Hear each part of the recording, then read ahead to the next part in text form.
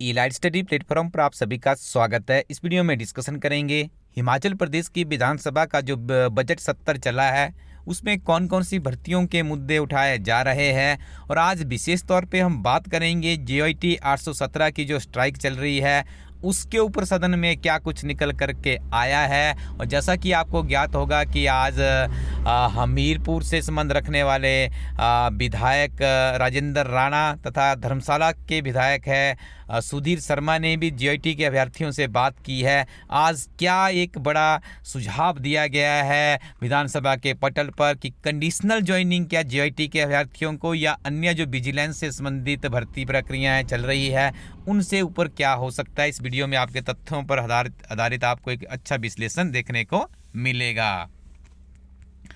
तो देखिए, सबसे पहले हम बात करें तो विधानसभा में देखिए कई दिनों से JYT के ऊपर बात की जा रही है। माननीय मुख्यमंत्री श्री सुखविंदर सिंह सुक्खू जी को भी अच्छी तरह से पता है कि JYT का जो एक विषय है, यदि आप चुनाव के समय से देखेंगे तो JYT के जो लोग थे उन्होंने काफ़ी सजगता के साथ में इस पूरे के पूरे मुद्दे को एक चुनावी मुद्दा भी बनाने के लायक सोशल मीडिया प्लेटफॉर्म पर छोड़ा था। उसके बाद देखिए जो इस समय हिमाचल प्रदेश की कैबिनेट के सबसे युवा मंत्री है श्री विक्रमादित्य सिंह जी, उन्होंने भी काफ़ी ज़्यादा कमिटमेंट इन बच्चों के साथ की थी कि हम सत्ता में आएंगे तो हम आपके लिए एक सिक्योर सिस्टम लाएंगे।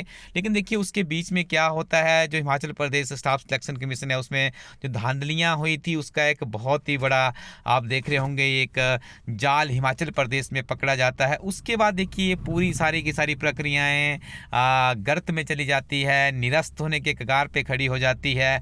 लेकिन अभी देखिए पिछले दिन हम बात करें जब आई थिंक नवंबर महीने की बात है, जब JYT 817 के ऊपर माननीय सुप्रीम कोर्ट ने निर्णय दिया था, हिमाचल प्रदेश सरकार को कहा था कि आप जितने जल्दी हो सकता है या 3 महीने का जो समय दिया था उसके बीच में ही JYT के लिए कंडीशनल ज्वाइनिंग का प्रावधान करें, या जो पद उसमें जिसमें कुछ डिस्प्यूट लग रहा है या जिसमें कोई विजिलेंस का केस है उसके पद खाली छोड़ दीजिए, बाकी आप कर लीजिए। देखिए कि बहुत ही इस समस्या को सुलझाने का एक बहुत ही जेन्युइन पॉइंट दिया गया था। यदि इस कगार पर जब ये भर्ती पहुंच चुकी है जहां पे युवाओं के 2 से 3 वर्ष कड़ी भरसक मेहनत करने के बाद आज के इस बेरोजगारी के दौर से निकल करके युवाओं ने अपना जो उनका रिटर्न टेस्ट था, जो उनकी अपनी पढ़ाई को कहीं दर्शाना था टेस्ट के माध्यम से उन्होंने दर्शाया था, तो अब वो समय आ चुका है कि यदि आप देखेंगे पूरा का पूरा कुल मिला करके जो पूरा केस है JYT 817 का, जिसके ऊपर अन्य पद 903 हो गया, 939 हो गया, ये सारे के सारे कोर्स इसी के इर्द गिर्द घूमते हुए नजर आ रहे हैं। तो आज देखिए जैसे ही इन बच्चों से राजेंद्र राणा मिले जो कि वर्तमान में कांग्रेस के ही विधायक है, सुधीर शर्मा जी धर्मशाला से कांग्रेस के विधायक हैं, इन्होंने काफ़ी अच्छे से JYT के अभ्यर्थियों की बात सुनी और इन देखिए इनकी क्लैरिटी बहुत अच्छी थी। इनको ये भी पता है कि हिमाचल प्रदेश में जो और भी बेरोजगार है और भी बहुत सी भर्तियां पेंडिंग पड़ी हुई है। जैसे ये विधानसभा में गए तो इन्होंने काफ़ी तथ्यों के आधार पर देखिए बिल्कुल सटीक जानकारी देते हुए प्रकाश राणा ने कहा है कि इन बच्चों का भविष्य जो कि हम इस तरह से अंधकार में नहीं छोड़ सकते हैं। और इन्होंने एक बहुत बड़ा सुझाव यहाँ पर दिया है और कुछ और एग्जाम्पल भी कोट की है। माननीय विधायक हमीरपुर राजेंद्र राणा जी ने कहा है कि इन बच्चों को कंडीशनल ज्वाइनिंग क्यों नहीं दी जा सकती है। उदाहरण में उन्होंने कहा है कि जब PTA के शिक्षक लगे थे तो उन्हें भी देखिए उस टाइम भी देखिए उनको ज्वाइनिंग दे दी गई थी, उनकी सेवाएं सरकार ले रही थी, लेकिन कईयों के पास उनकी जो क्वालिफिकेशन थी, जो डिग्रीज होनी चाहिए थी वो भी नहीं थी। तो सरकार ने कहा था कि जब तक आपकी डिग्री पूरी नहीं होती है तब तक सरकार आपकी जो सेवा है वो कंडीशनल के आधार पर लेगी। तो यहाँ पर भी देखिए अभी एक बहुत ही बेहतरीन ऐतिहासिक और वर्तमान समस्या को सुलझाने के लिए एक बहुत ही अच्छा सुझाव दिया गया है राजेंद्र राणा जी के द्वारा कि कंडीशनल ज्वाइनिंग देने में हमें दिक्कत क्या है। देखिए कंडीशनल ज्वाइनिंग के लिए यहाँ पर जो सरकार है वो लीगली राय ले सकती है, लीगली ओपिनियन ले सकती है यथासंभव। जैसा कि JYT वालों को भी एक चिंता सता रही है क्योंकि हिमाचल प्रदेश क्या पूरे भारत में भी कोड ऑफ कंडक्ट लगने वाला है।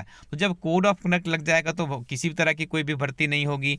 तो ऐसे में यहाँ पे युवाओं की चिंता भी यही है कि यदि कोड ऑफ कंडक्ट लग गया तो 5 से 6 महीनों का समय फिर से लग जाएगा।